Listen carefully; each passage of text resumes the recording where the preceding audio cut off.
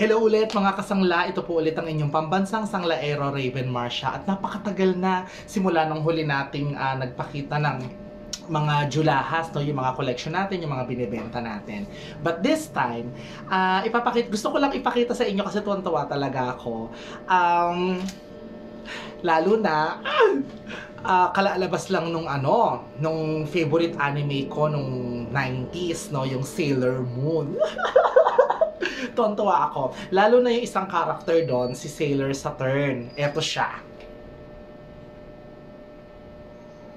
Ayan. So, nakita nyo yung mga hikaw niya, no? Ang ganda. So, tinry kong maghanap noon, pero hindi ako makakita. So, ang ginawa ko na lang, syempre, nagpunta ako sa aking goldsmith at walang iba kundi ang Arts Jewelry Shop. At syempre, alam nyo na kung ano ginawa ko, mga kasangla. So, eto yung konting pasilip ng kung paano nila inayos, kung paano nila ginawa yung aking hikaw. So, eto siya.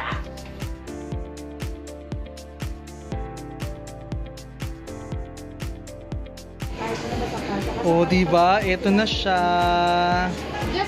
Ito na yung pinagagawa natin. Pero hindi pa to nababuff, mga kasangla, ano.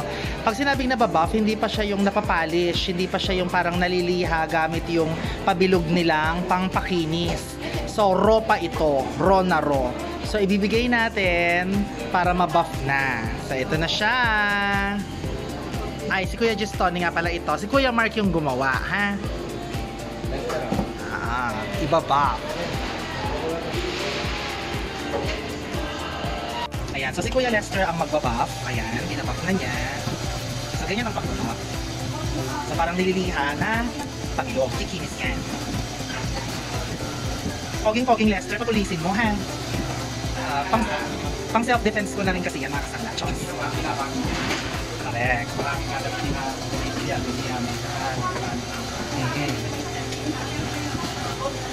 O, mga kasangla, lobat na kasi ko. So, baka maputol tong video na to.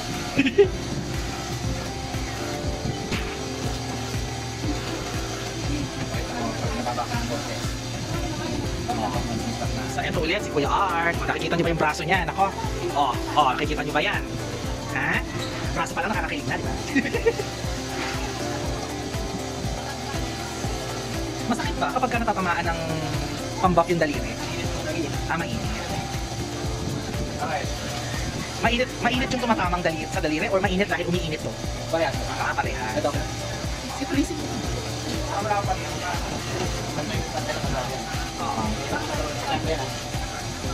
Yeah, so alam niyo naman, sukat na sukat, eskwalado yan ni Kuya Mark. Kasi nag-send tayo sa kanya ng yung pinakita ko sa inyo, mga kasangla, na picture ni Sailor Saturn. At saka yung metal version. Kasi drawing lang si Sailor Saturn, di ba? So kailangan makahanap ako ng metal version para yun yung pwedeng gayahin. At nagtagumpay naman tayo, mga kasangla. So, sabi ko sa inyo di ba? Walang imposible. Parang wish ko lang.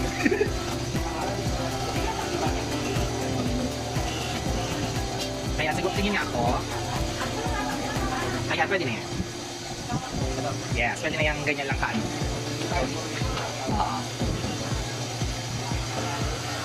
So kung halimbawa iniisip nyo, mga kasangla, paano kapag ka-gold yung binabuff? Nababawasan ba? Kasi nakikita natin numinipis, kumikinis, so na parang naliliha na. Medyo nababawasan lang. Pero hindi naman kasi pag hindi nagmamatter dun sa timba, o kung mag-matter man, 0.0 something lang, parang ganun.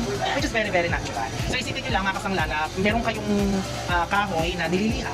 So ayun, nabawasan kasi nagkaroon ng puso. Pero yung totality ng pinaka-size ng kahoy, hindi naman masyadong nabawasan. Ganun. Ayun pala. Ay. Oo. Hindi kasi di ba pag nagpapagawa ng kunyari gold, bibili tayo ng let's say 10 grams. Magkaka kasi nga yung finished product. 10.8 na namin. Oo, mga gano'n. Kasi ito yung isa sa mga dahilan. Pag-valid product content. Oo, mga gano'n. Yung mga kikil, yung mga, ito yung back, syempre hindi po pwedeng hindi magkakaroon ng mga system loss, which is very, very normal. Okay, nakaroon naman tayo.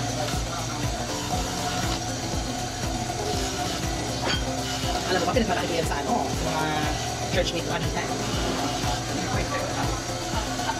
Pagbigyan ka! Yan yung medyo. Alam mo yung hagi na yung organista. Magpapay na tayo. Siyempre yan, okay.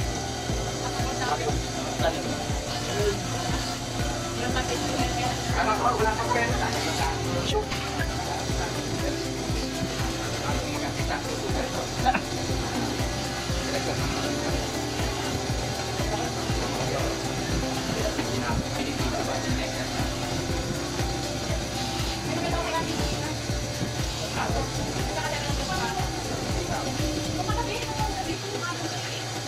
Yan. So ganyan ang ginagawa mga kasangla. So mamaya mga kasangla kasi lobat na ako, ipapakita ko sa inyo yung finished product or baka isuot ko na. Sige wait lang mga kasangla.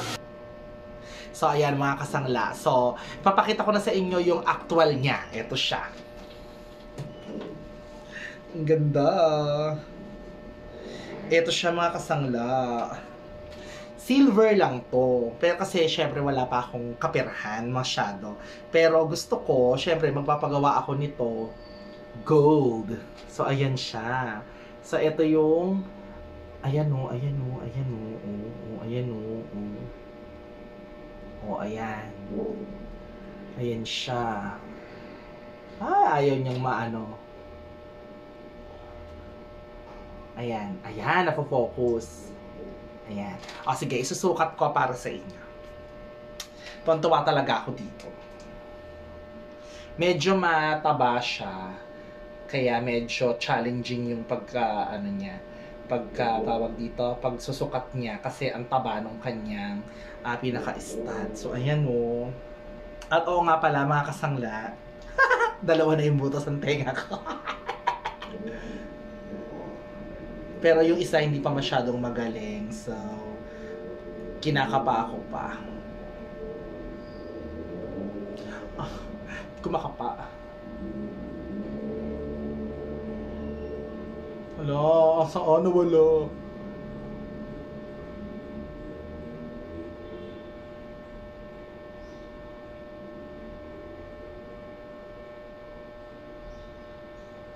Hindi kumakapa. Ayan.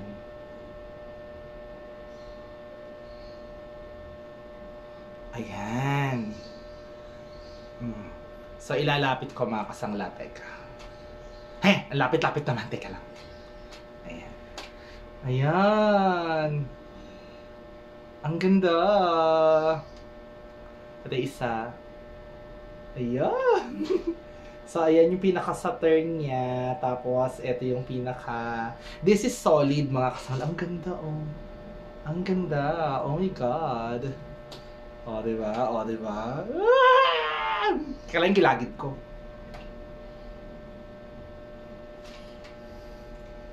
O, diba? Ang ganda, mga kasangla, no? So, ito, natutuwa ako kasi na-achieve ko na naman yung isa sa mga gusto kong ma-achieve.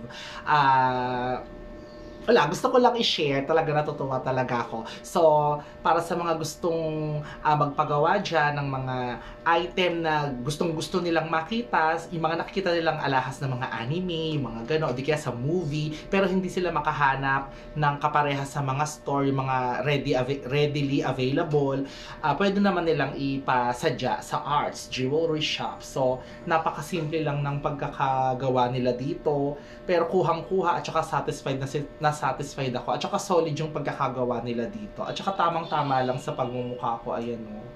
O, diba? Diba? Ang ganda, mga kasangla. So, kung itatanong nyo kung nasasangla ba to, syempre hindi, kasi silver pa lang to. Pero, pag nagkapera ako, promise ko naman sa inyo, no? Pag nagkapera ako, magpapagawa ako ng ganito ng gold naman. Syempre, para titignan natin kung gaano siya kaganda. At saka papagawa rin ako ng pendant na ganito para... So, thank you. Yun lang mga kasangla. Napakasaya ko. Bye-bye!